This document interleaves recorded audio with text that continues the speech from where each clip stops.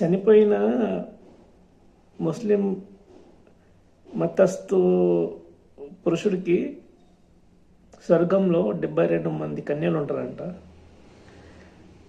మరి పాపం ముస్లిం మహిళలు ఏం చేశారు? వాళ్ళు కూడా స్వర్గంలో ఏదో ఒకటి ఉండాలి కదా. మరి దాని గురించి అయితే నాకు ఖురాన్లో ఏం రాసినట్టుగా అనిపించట్లేదు. మరి నాకు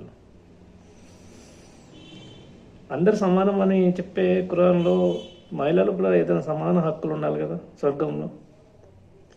అంటే నేను ఈ టాపిక్ గురించి నాకు తెలియదు. ఒకవేళ ఎవరైనా తెలిసి ఉంటే కదా నా కామెంట్లో పెట్టండి.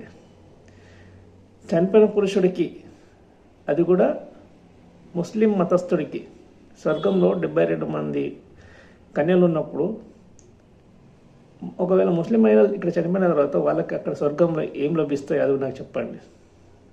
జై శ్రీరామ్.